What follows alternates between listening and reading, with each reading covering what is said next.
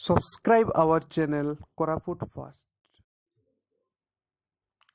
अव्यवस्था हीराखंड एवं राउरकेला एक्सप्रेस एवं राउरकेला एक्सप्रेस जयपुर पर्यंत संप्रसारण होईची किंतु सुधीरिनी रेल यात्रार अव्यवस्था सबुदिन रेल विलंबर चलुथिबा बेले ए नेई यात्री हंतसंत होउचंती। भुवनेश्वर एवं राउरकेला ठारू बाहरी कोरापुट पहुंचुथिबा 13 ରୁ 15 घंटा समय लागुची। तेबे पानीय एवं शौचालय परि मौलिक सुविधारू वंचित होउचंती रेल यात्री। राउरकेला एवं हीराखंड एक्सप्रेस रे मौलिक सुविधा बाबदरे शौचालय एवं पानीय जल परि सुविधारू वंचित होउचंती रेल यात्री। स्लीपर कोच रे सामान्यतम व्यवस्था सुधीरी थिबा बेले साधारण वर्ग लोकंक पई थिबा अणसंरक्षित कोच रे अवस्था न कहिबा ही भल, कारण भुवनेश्वर एवं राउरकेला ठारू लंबा यात्रा ट्रेन करा जाउथिबा बेले शौचालय रो अवस्था सांघातिक। पुरुष यात्री सह महिला यात्री करुथिबा नै ए नै चिंतारे पड़िचंती।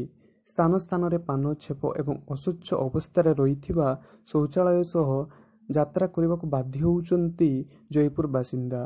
दक्षिण ओडिशा को राजधानी भुवनेश्वर को जोड़िबा पई एकमात्र विकल्प हीराखंड एक्सप्रेस, तेणु या उपरे पूरा कोरापुट जिला निर्भरशील। वर्ष को प्राय 300 दिन विलंब चलुथिबा एही ट्रेन लोकंकु हंतसंत कलाणी। तेणु छत्तीसगढ़ जगदलपुर राउरकेला एक्सप्रेस संप्रसारण करा जायछि किंतु बदलैनी परिस्थिति। लंबा यात्रा लोकंकु हैरान करुथिबा बेले रेल यात्रार अनुभूति सुखद होई पारु नहीं।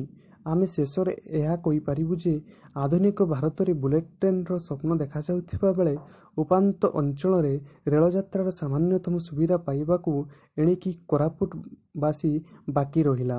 एही परिस्थिति केबे सुधुरुची देखा जाऊ। रोजारानी जयपुर आश्रम कौन जाऊँ मैडम? वैजाग जाऊँ। ले कौन ट्रेन रे कौन प्रॉब्लम होची माने असुविधा होची नै ट्रेन? असुविधा माने टाइम तो होची किंतु भीतर किछि ये नाही क्लीनटा। एक कुरकुरे पैकेट एटा मन सब पकोचंदी लेट्रिन बाथरूम तो क्लियर तो बिल्कुल नाही सेटा। सेते बेसी टिके प्रॉब्लम होची एंते छप पकोचंदी तारे। John Kujur station manager Jaipur. Sir अब देखिए हमारा जो हीराखंड ट्रेन बोलिए कि संबलपुर बोलिए, जितना भी ट्रेन जा रहा है इसमें जो नीट एंड क्लीन नहीं हो रहा है। जैसे आपका बाथरूम बोलो कि हमारा माने बोगी बोलो, सीट में बोलो, बहुत प्रकार माने ये हो रहा है सर, नीट एंड क्लीन नहीं हो रहा है सर। तो क्या सर प्रॉब्लम हो रहा है सर?